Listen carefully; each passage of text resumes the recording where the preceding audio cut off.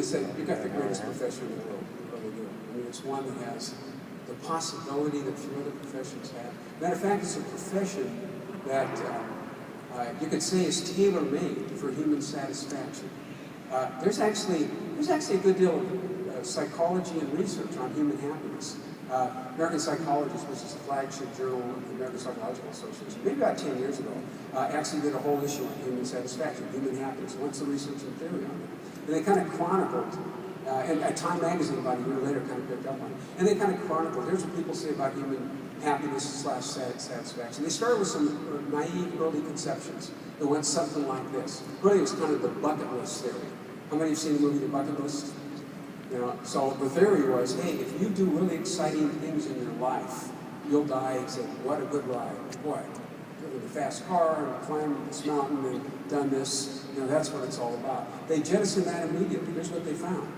They found people who had led their lives through these great experiences were absolutely miserable. And my wife would say, you get on the hedonic treadmill. Hedonism, hedonic.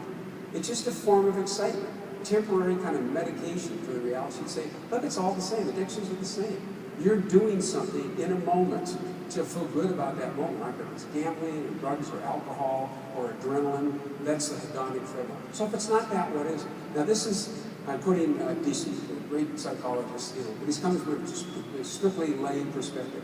He says there are 3 things about human happiness. See how well these lay on to you picking education as your vocation.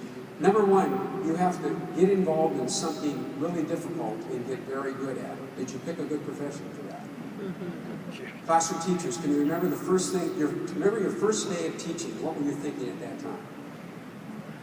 Wasn't it something like, what the heck was I thinking? Oh my God, how could anybody possibly do this? That didn't happen right away, maybe a year or 2, but at some point you got up in the morning and said, I'm getting good at this, and that was a source of pride. And as long as you continue to get better, that pride is always there. And the harder the challenge, the better you feel. Now, there are teachers who I've met who have gone to districts and said, give me your toughest class. Because they realize, although they'll take a lot of work and energy, that's the stuff of happiness. You actually change kids, change their lives, boy. There's no feeling, you can't manufacture feelings that makes it. So pick something very difficult and you're very good at it. Number 2, it has to affect people in a positive way. Did you pick a good profession? Absolutely.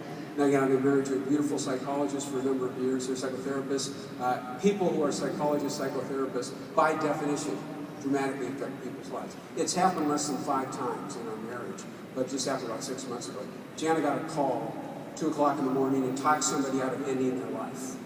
And really, that person's alive today because of Jana intervening in your life. And that's happened less about 4 times that I'm aware of. Do teachers have that effect on students?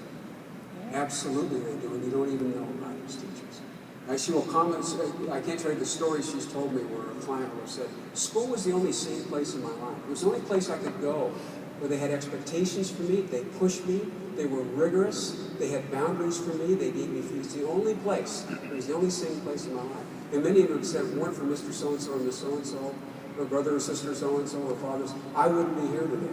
And she always says, have you ever said thank you to those people? And she says, every one of them say no. So her homework is always track him or her down and say thank you. How many have had kids come back and say thank you?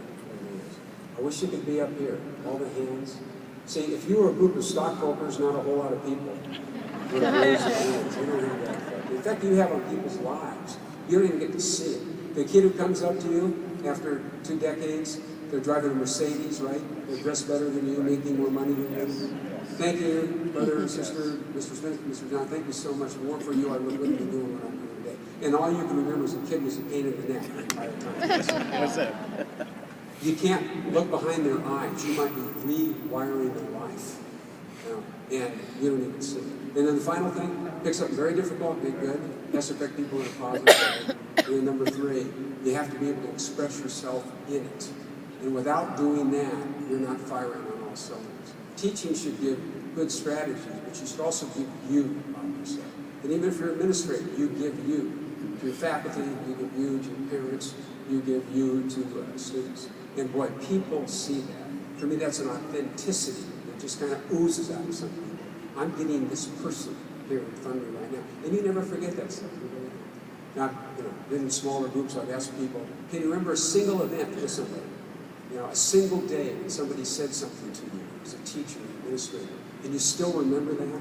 Most people can. Just think about that potential power on a daily basis. 2 more minutes here. I once heard Jane Goodall speak.